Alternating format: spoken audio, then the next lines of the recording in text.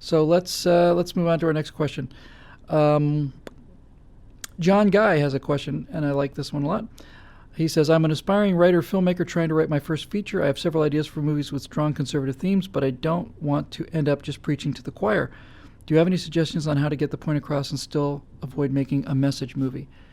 I guess I do. I think, well, first of all, read the storybook I would tell you about. It's really super good. Um, I think I said earlier that you should give the audience what they want, but not in the way they expect. And one of the reasons that films end up falling flat, especially when they perceive to be message movies, is because all of the dialogue, for example, is on the nose. So, for example, let's say that you want to make a movie and your point is that guns are great. And so you got a guy who's a soldier, or he stops a shootout in in a mall in America. Maybe that's the centerpiece of this thing. And your message is that guns are good. Well, if you've got a character who's your main character, and maybe he's the hero of the big gunfight, and he's been saying the whole movie, guns are good. And next thing you know, by happy coincidence, he's in a mall and somebody starts shooting up everybody, and he happens to be armed, and he uses his arms his weapons to overcome the massacre, and at the end of the big shootout, he's got the bad guys on the ground, and he tells the audience once again why guns are great, and then da-da-da, and the curtain comes down, and that's it. That's boring, and it's pointless. The only people that are going to go see that movie are people that already think guns are great, and they're the only ones who are going to stay because everybody else is going to walk out. Nothing happens, nothing changes. Everything's on the nose. There's no reversals. There's no conflict. There's no excitement. There's no challenge. There's no mystery. There's no flip. There's no nothing. It's just, you might as well just read a pamphlet, and you're writing a pamphlet. So how do you fix this? Well, you have to do a bunch of things. You have to make that primary character more interesting. Ideally, that character has to change.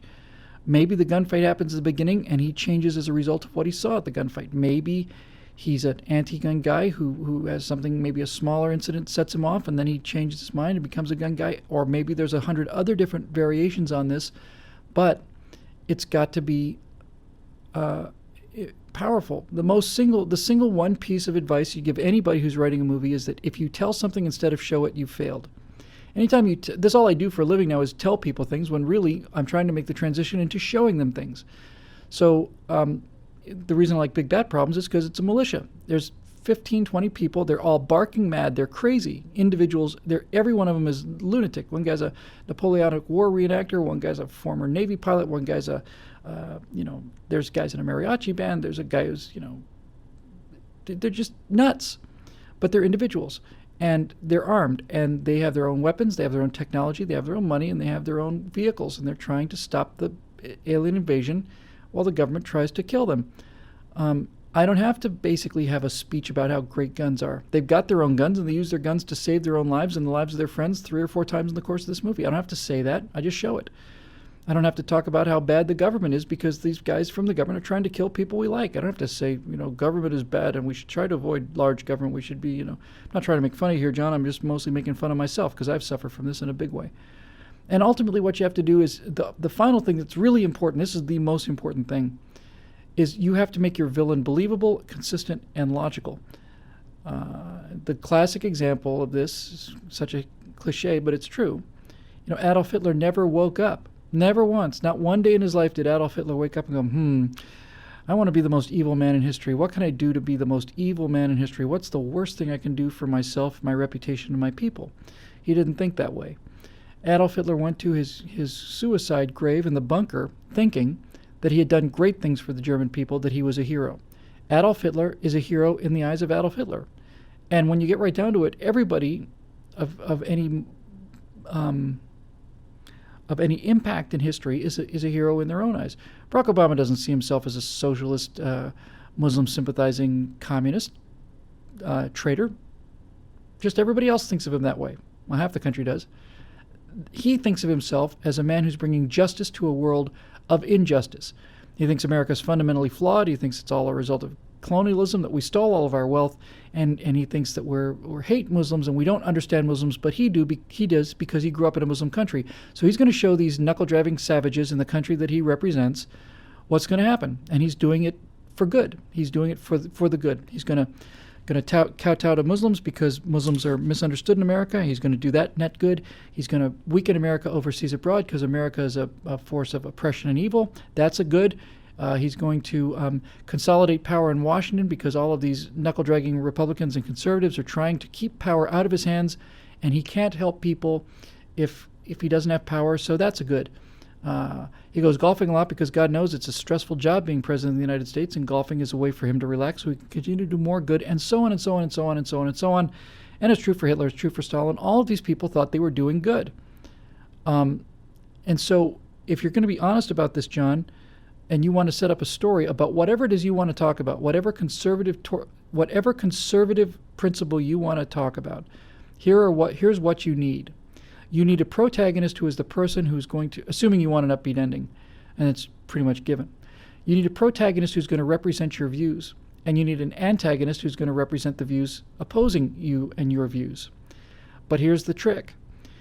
You're going to want to make your protagonist sterling silver and all-knowing and noble and powerful and invincible and going to win all the time. And you're going to want your villain to be mean-spirited, nasty, unsympathetic, unbelievable, and so on and so on and so on. And now I'm going to give you the money here. You must reverse those two impulses.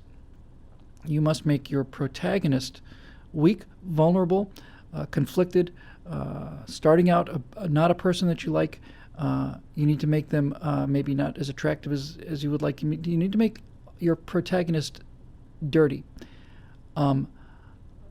Conversely, the person whose viewpoints who repulse you, you need to make that person attractive, elegant, powerful, logical, and clear. And they need to be acting out of what is seen to be the public good. And most people should sympathize with this guy. You should be sympathetic to your villain. You should at the very least, understand how he works. And you think, well, why would I do that? Well, because if you don't have a story. You've got an all-powerful, noble man defeating an awful, shriveled, ugly force of evil who basically issues the greatest single soliloquy in the history of the world and explains to the audience why these principles are eternal and powerful. And nobody cares, and it's just deadly dull.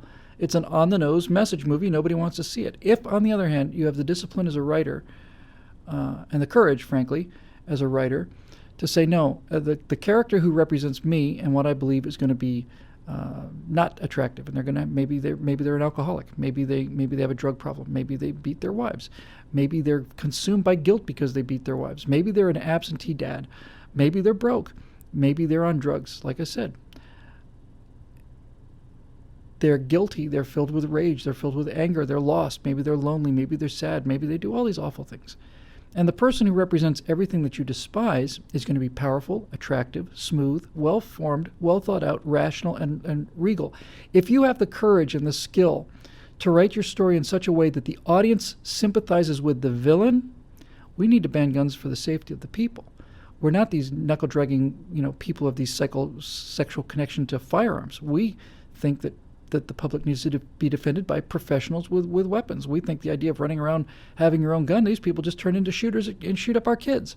Of course we need to restrict weapons. It's these nuts with their guns that go out and shoot up our children. Our kids are just trying to go to school and have an education. And it's you people that are making these guns so free and available to everybody. No wonder that people are being murdered. We're just trying to stop the murder. We're trying to protect our children. You write a villain like that, people are going to go, okay, that guy's making a lot of sense. Now you've got a story, because what you're really trying to do, John, is if you say you want to do conservative films, you want to convince your audience that these principles are worth something. But you can't convince them if you assume they agree with you in the first place. You have to show them. You have to show them that the principles work. So, how do you do that? You start with somebody weak and small and maybe unattractive who overcomes inner demons, and then through their actions, not through their speeches, through their actions, at the moment of truth, makes a decision that reveals their inner character to such a degree that people go, I was wrong about that guy. That guy is a brave man. That guy's a good man. That guy's a decent man. That guy's a loving man. American Sniper is filled with this. If Kyle in that movie had been a marble statue, it would have had no power at all. He abandons his wife. He's not a great dad. He's gone along. His resting blood pressure is 200 over 220 over 200 or whatever it was. He would rather be with his friends than come home and get bitched at by his wife. He's a conflicted guy. But the reason he becomes such a terrific hero in American Sniper is because you see that this isolation and this abandonment of his wife is how he copes with what he has to do. He's basically sacrificed his sanity for his family and his country, and his happiness too. And at the end of American Sniper, he redeems himself. He's happy at home with his wife, with the wife and kids. He's happy, and she's happy. Then he steps out to go shooting with a veteran with PTSD. And okay, so it's playing the opposite impulse. It's playing the opposite that makes things interesting, makes your story interesting. And the further down your protagonist starts, the greater his rise will be. The higher up your antagonist starts, the greater their fall will be. It's all about contrast. It's all about contrast. It's all about denying the audience the boredom of thinking they've got it all figured out. That's a really good question, though. A couple more here, and then I'm gonna have to pick up the pace just a little bit because I certainly don't want to do a third one of these. I think we're pretty much getting through this.